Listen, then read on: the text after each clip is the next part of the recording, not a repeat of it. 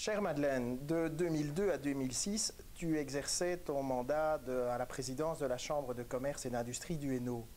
De cette période, tu as probablement conservé quelques anecdotes ou souvenirs que tu pourrais nous relater.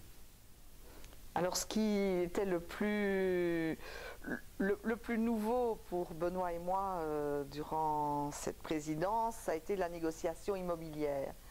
Donc nous avons eu l'occasion d'acheter le bâtiment sur le quai dans une vente publique à plusieurs tours et puis d'échanger ce bâtiment avec la ville de Charleroi pour avoir les locaux à Charleroi dont nous disposons aujourd'hui. C'est plus qu'une anecdote, mais c'est quelque chose qui a vraiment été important pour la Chambre. 10 ans déjà, la fusion des 3 sites. D'après toi, Madeleine, était-ce une évolution, un passage obligé? C'était la survie même des chambres qui était en jeu. Et il y a bien longtemps que nos entreprises ne fonctionnent plus sur un modèle sous-sous régional. Et dès lors, les chambres de commerce doivent s'adapter. Donc pour moi, la vision du futur reste la même depuis le premier jour. C'était déjà celle partagée par Jean-Claude Loger. Réellement, il faut que les chambres s'unissent pour proposer des services de qualité aux entreprises. À ma connaissance, tu étais la première présidente de la Chambre de commerce et d'industrie du Hainaut.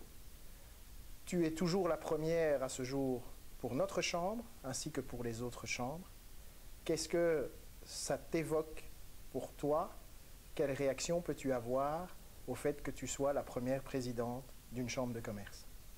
Ça ne change pas grand-chose pour moi. En fait, je n'ai jamais sexué mes actions, donc que je sois femme ou pas femme, je suis moi et ça n'a jamais influencé mon boulot. Ce que je regrette toujours, et c'est clair, c'est que c'est assez difficile pour une femme de libérer le temps nécessaire à une telle fonction. Madeleine, compte tenu de ton absence à notre Assemblée générale, je te laisse passer un petit message à notre Assemblée réunie ce soir. Oui, mais merci beaucoup, Président. Ça me fait très plaisir de pouvoir m'adresser à vous tous. Vous tous qui êtes à tout le moins des relations et pour certains d'entre vous des amis. Des amitiés que j'ai nouées au cours de ces années à la Chambre de commerce. Et j'encourage tous les entrepreneurs à garder le moral pour le futur, à donner le meilleur d'eux-mêmes dans leurs entreprises, de façon à ce que notre Wallonie et notre Hainaut en particulier rayonnent à travers le monde.